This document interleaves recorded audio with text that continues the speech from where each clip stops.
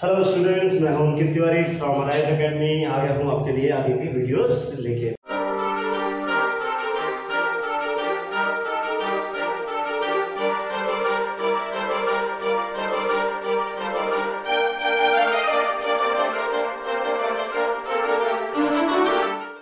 तो कैसे हैं आप? आई थिंक अच्छे ही होंगे। अभी कुछ टाइम पहले दिवाली खत्म हुई है तो आपने एंजॉय किया होगा, सेलिब्रेट किया होगा। बट ठीक है, फेस्टिवल खत्म, फिर से आपके बोर्ड के लिए सबसे बड़ा फेस्टिवल तो आपका बोर्ड है, तो उसके ऊपर भी ध्यान दें, उसको भी एंजॉय करें। जितना एंजॉय दिवाली में करते हैं उतना एंजॉय बोर्ड को भी अगर आप करो तो काफी अच्छे मार्क्स आपके वैसे ही मिल जाने वाले हैं। खैर, तो 1.4 अगर हम सिमिलरिटी बात करें तो उसके 1.4 के क्वेश्चन नंबर 4 तक का हमने सॉल्व कर लिया था। क्वेश्चन नंबर 5 से हमें स्टार्ट करना है। मतलब इस एक्सरसाइज के बचे हुए टोटल 3 क्वेश्चन है हमारे पास।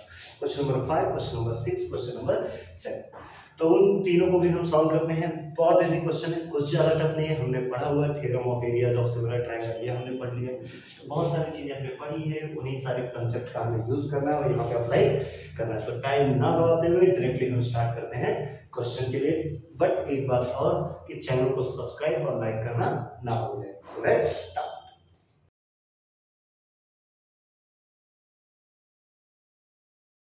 ओके, तो देखो क्या दिया है हमें। क्वेश्चन नंबर 5 हमें दिया है areas of two similar triangles are 225 centimetre square and 81 centimetre square. If a side of the smaller triangle is 12 centimetre then find the corresponding side of the bigger triangle. मतलब simple question है, आपको दिख रहा होगा areas of similar triangle, ratio of areas of similar triangle के based ये question है। क्वेश्चन में कुछ भी ऐसा नहीं है जिसके लिए आपको बहुत ज्यादा सोचना पड़े। तो सबसे पहले सॉल्यूशन के लिए मैं अगर आपको बता दूं मैं, तो ऐसा इन्होंने बोला है कि area of two similar triangles are 225 and 81। मतलब दो ट्रायंगल हैं। मान लो इस ट्रायंगल को मैं ABC नाम दे देता हूं, हालांकि हमें नाम से कुछ लेना देना नहीं है इस ट्रायंगल में, बट फिर भी अगर हम समझने के लिए बोल दें तो ऐसा। और दूसरा ट्रायंगल मान लेते हैं ये है, दिस इज PQR। हमसे क्या बोला गया है कि इन दोनों ट्रायंगल का एरिया दिया है। क्या दिया है? एरिया दिया है। बोला गया है एक का एरिया 225 है, मतलब इसका एरिया मान लेता हूं मैं 225 और इसका एरिया हमें दिया हुआ है 81। फिर हमें बोला गया है the side of the smaller triangle. Smaller triangle का साइड हमें दिया हुआ है कितना? कोई भी एक साइड ले लेते हैं, मान लो ये ले लिया हमने 12 centimetre. Then find the corresponding side of the bigger triangle. इस ट्रायंगल का इस साइड का जो करस्पॉन्डिंग साइड होगा, करस्पॉन्डिंग साइड क्या है? AB। ये हमसे पूछा जा रहा है कितना होगा। गिवन पार्ट में हमें ये दिया है कि ये दोनों ट्रायंगल आपस में सिमिलर है। क्या है? ओके, तो क्वेश्चन फिर से समझ लेते हैं। दो ट्रायंगल आपस में सिमिलर, एक बड़ा ट्रायंगल है, एक छोटा ट्रायंगल है। बड़े वाले ट्रायंगल का एरिया हमें दिया है 225, छोटे वाले ट्रायंगल का एरिया हमें दिया हुआ है 81। जो छोटा वाला ट्रायंगल है उसका हमें एक साइड दिया हुआ है 12 सेंटीमीटर। हमसे पूछ रहे हैं करस्पॉन्डिंग साइड निकालो, उसकी वैल्यू जो उसके सिमिलर ट्रायंगल है उसका। बोलो स्टार्ट किया जाए। ठीक है, तो क्वेश्चन को स्टार्ट। तो सबसे पहले हम ये दोनों एरिया को कंसीडर कर लेते हैं। Let the areas of solution में, let the areas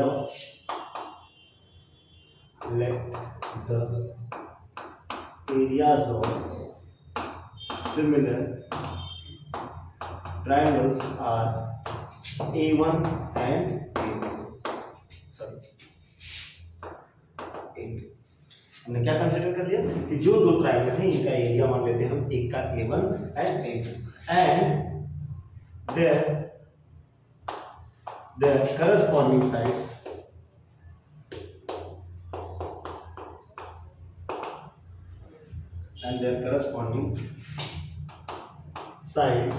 are S1 and S2। कुछ चीजें हमने कंसीडर कर ली। एरिया हमने A1 A2 कंसीडर कर लिया, साइड हमने S1 एंड S2 कंसीडर कर लिया। तो चलो हम देखते हैं हमें A1 कितना दिया है। A1 is how much? 225 centimetre square. Okay, A2 हम भी हमें गिवन है, A2 is how much?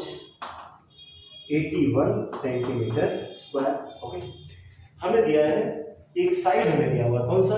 The side if a side of the smaller triangle is 12 centimetre. मतलब हमें S1 दिया है S2।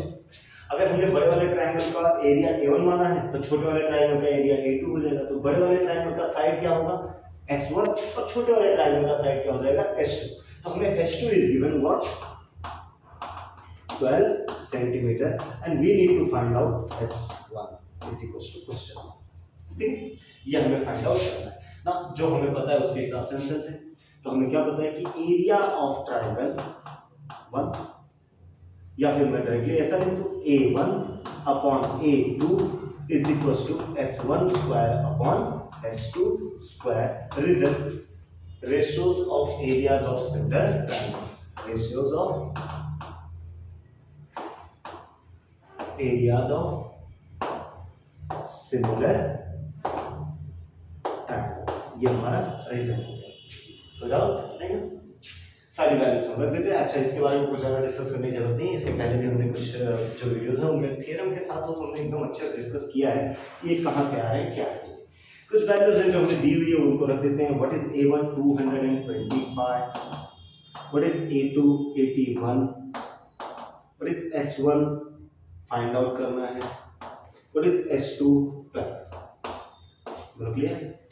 अगर हम सबका स्क्वायर रूट ले लें, क्या ले लें, सबका स्क्वायर रूट ले लें, तो हमें कुछ ना कुछ आंसर जरूर मिलेगा। चलो अच्छा, स्क्वायर है, ये ध्यान में रहे, इनका स्क्वायर है, इसका भी स्क्वायर, इसका by taking square root, by taking square root, दोनों साइड का स्क्वायर रूट लेंगे। स्क्वायर रूट लेंगे तो आई थिंक 225 का स्क्वायर रूट अगर आपको पता हो तो आपको 15 होता है, 81 का स्क्वायर रूट 9 होता है, और S1 का स्क्वायर रूट हो जाएगा S1, और 12 स्क्वायर का स्क्वायर रूट हो जाएगा 12। क्रॉस मल्टीप्लाई कर देंगे, हमें आंसर मिल जाएगा। तो क्या आ जाएगा हमारा S1 into 9 is equal to 15 into 12, 15 into 12। तो सिंपल था, S1 इज इक्वल टू क्या हो जाएगा हमारा 15 into 12 डिवाइडेड बाई 9। कैंसिल करने जाएंगे तो आएगा 3 3 जा 9, 3 5 जा 15, 3 1 जा 3, 3 4 जा 12, 5 4 जा 20। S1 इज इक्वल टू कितना है 20 सेंटीमीटर। जो हमें फाइंड आउट करना था, हमें क्या फाइंड आउट करना था कि side of the bigger triangle. तो हम यहाँ पे लिख देंगे आंसर में फाइनली कि side of the bigger triangle is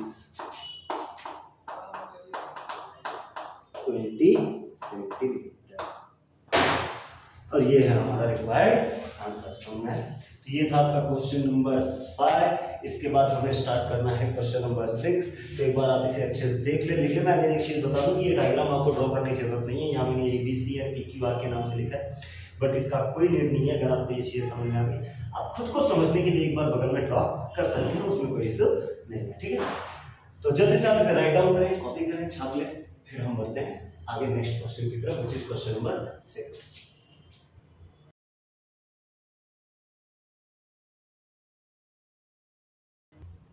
okay students, तो ये रहा क्वेश्चन नंबर 6। चलो इसके बारे में देखते हैं।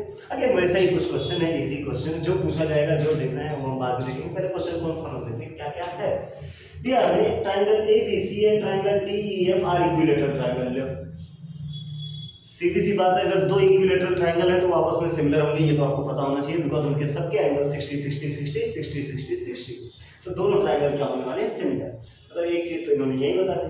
फिर उस दोनों ट्रायंगल के एरिया का रेशियो इन्होंने हमें दे के रखा है 1:2, और एक साइड भी हमें दिया है 4 और दूसरा साइड हमसे पूछ रहा है। मतलब कुछ अलग नहीं, बिल्कुल सेम पिछले वाले क्वेश्चन जैसा है।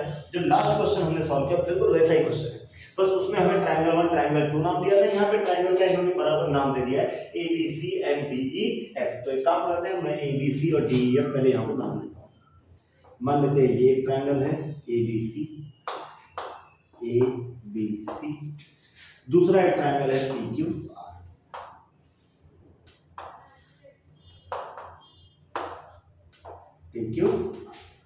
ये हो गया। ये दोनों ट्रायंगल इक्विलैटरल ट्रायंगल है, चलो कोई दिक्कत नहीं। फिर equilateral triangle, if area of triangle ABC is to area of triangle DEF is 1:2, ये हमें गिवन है इनके एरिया का रेशियो, और AB हमें बोला गया है 4। We have to find out DE, fix PQR नहीं है, DEF। ध्यान देते रहो बच्चों, DEF, और हमसे पूछा गया है DE की वैल्यू कितनी, मतलब we need to find out DE। बाकी चीजें हमारे एकदम दे दी। कुछ गिवन पॉइंट हम इसमें लिख लेते हैं पहले कि क्या क्या हमें गिवन है। तो सबसे सही इंफॉर्मेशन तो हमको यहीं पे ये दिया है कि ये दोनों ट्रायंगल आपस में, दोनों ट्रायंगल इक्विलैटरल ट्रायंगल है। तो सबसे पहले तो ये लिखो, triangle ABC and triangle DEF are equilateral triangle. एक तो डेटा हमारा ये हो गया। दूसरा हमें रेशो दिया है, और रेशो भी लिख लेते हैं। Area of triangle ABC, area of triangle ABC upon area of triangle DEF is what 1:2 means 1/2। ये हमें दिया। और क्या दिया? हमें दिया AB is equal to 4, so AB is equal to 4, ये भी मिल गया। इसके बाद हमें फाइंड करना है। फाइंड क्या करना है? फाइंड करना है DE, DE is equal to question mark. तो ये था हमारा क्वेश्चन। यहाँ तक हम स्टार्ट करते हैं अभी आंसर। तो पहले तो जो चीजें दी हुई वही हम लिख लेते हैं कि ट्रायंगल सॉल्यूशन लिख लेते हैं। Triangle ABC is ABC and triangle DEF are equilateral triangle। कैसे पता? ये हमें खुद गिवन है, ये हमें क्या है? गिवन है। और ये दोनों अगर इक्विलेटरल ट्रायंगल है तो मतलब ये भी एंगल 60, ये भी एंगल 60, ये भी एंगल 60, ये भी एंगल 60, ये वाला एंगल भी 60 and this angle is also 60। मतलब इक्विलेटरल ट्रायंगल के तो सभी एंगल 60 के होते हैं। तो आपको देख के ही पता चल रहा है हाँ ये सिमिलर है। आप चाहो तो ये बिल्कुल लिख सकते हो अपने क्वेश्चन में कि इक्विलेटरल ट्रायंगल्स आर सिमिलर, कोई दिक्कत नहीं, आपको टीचर पूरे मार्क्स देंगे। बट अगर आपको प्रूव करना है तो प्रूव करो, जैसे मैं कर रहा हूँ। Angle A is equal to angle B दिख रहा है, angle B is equal to angle E, सब 60 डिग्री। कितना? 60 डिग्री। मतलब ये प्रॉपर्टी अगर पूछे कैसे, तो property of equilateral triangle, property. अब देखो मैं बस कुछ कर नहीं रहा हूँ, बस आपके स्टेप्स बढ़ा रहा हूँ। देखा जाए तो जो क्वेश्चन मुझे ये लाइन लिख के हो जाता कि two equilateral triangles are similar, तो वही चीजें ना लिखने की बजाय मैं क्या कर रहा हूँ? प्रूव कर रहा हूँ प्रॉपर्टी ऑफ इक्विलेटरल ट्रायंगल। आप ऐसा लिखोगे तो भी चलेगा, बिल्कुल चलेगा। और ये दो एंगल अगर इक्वल हो गए तो हमने पता किया है कि हाँ अगर दो एंगल किसी दो ट्रायंगल के इक्वल हो जाते हैं तो वो सिमिलर हो जाते हैं। तो हम लिख सकते हैं so triangle ABC is similar to triangle DE। Reason में एंगल यूज किया है तो एंगल टेस्ट। चलो यहां तक हो गया। अब ये दो ट्रायंगल अगर सिमिलर हैं तो इनके एरिया करस्पॉन्डिंग साइड्स के स्क्वायर के इक्वल प्रोपोर्शन में होंगे। तो हम लिख सकते हैं so area of triangle ABC upon area of triangle DEF is equals to हो जाएगा ABC upon DEF, AB square upon DE square, AB square upon DE का स्क्वायर। रीजन में corresponding theorem of ratios of areas of similar triangles। पूरा एकदम complete theorem ये हमने लिख दिया, theorem of ratios of areas of similar triangles। ठीक है, वैल्यूज पुट किया है। ABC upon DEF already given है, how much? 1/2, so we can write here 1/2। What is AB? AB is given 4. AB is what? 4. So we can write here 4 square and DE square and DE square. Clear? अगर आप चाहिए तो पूरा calculate कर लो, और नहीं तो फिर डायरेक्टली स्क्वायर रूट ले लो पूरे टर्म का by taking square root. By taking square root. अगर हम इसका स्क्वायर रूट लेते हैं तो DE square into 1 is what? DE square. Sorry पहले स्क्वायर रूट ले लेते हैं, खत्म करते हैं। तो 1 का स्क्वायर रूट 1, 2 का square root under root 2 is equal to 4 square है उसका स्क्वायर रूट 4, DE का स्क्वायर है उसका स्क्वायर रूट DE। ओके, अब क्रॉस मल्टीप्लाई कर लेते हैं। सो क्या हो जाएगा? DE into 1, DE into 1 is equals to 4 into under root 2, 4 into under root 2। तो finally DE will be 4 under root 2। और यूनिट इन्होंने शायद नहीं दिया है तो मैं डायरेक्टली इसको यूनिट्स ही लिख देता हूँ, यूनिट्स। इतना सिंपल सा क्वेश्चन था, बिल्कुल पिछले क्वेश्चन जैसा ही था, आपको सिर्फ ध्यान देना था और सॉल्व करना था। ठीक है, तो जल्दी से इसे भी राइट डाउन कर लो, फिर हम बढ़ते हैं नेक्स्ट क्वेश्चन। वो एक्टिविटी बेस्ड है। मैं अगेन बोल रहा हूँ, आप लोग एक काम करेंगे, मुझे मैसेज करेंगे। क्वेश्चन नंबर 7 की अगर मैं बात करूँ, एक्टिविटी बेस्ड क्वेश्चन है। आप लोग बिल्कुल मुझे मैसेज करोगे अगर आपको सॉल्व नहीं होता है तो, बट मैं थोड़ा सा डिस्कस जरूर कर लेता हूँ यहाँ पे अगर आपको चाहिए, बट आई होप कि आप उसे होमवर्क में रखें और सॉल्व करें, ठीक है। तो जल्दी से आप राइट डाउन करो, फिर मैं डिस्कस करता हूँ।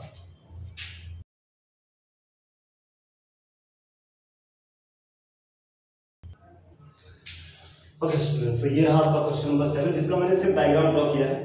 बाकी बहुत सारी चीजें आपको यहाँ पे दिख रही होंगी, बिल्कुल यहाँ पे क्लियर आपको दिखेगा कि क्या क्या चीजें हैं। अटैच कर दूंगा मैं वीडियो में, तो आपको दिख जाएगा कि कौन कौन सी चीजें हैं जिनके ऊपर हमें ध्यान देना है। क्वेश्चन बहुत इजी सा, मैं एक बार क्वेश्चन नीचे रीड करता हूँ, आप भी अपने टेक्स्ट बुक में देखते रहो। क्या दिया है?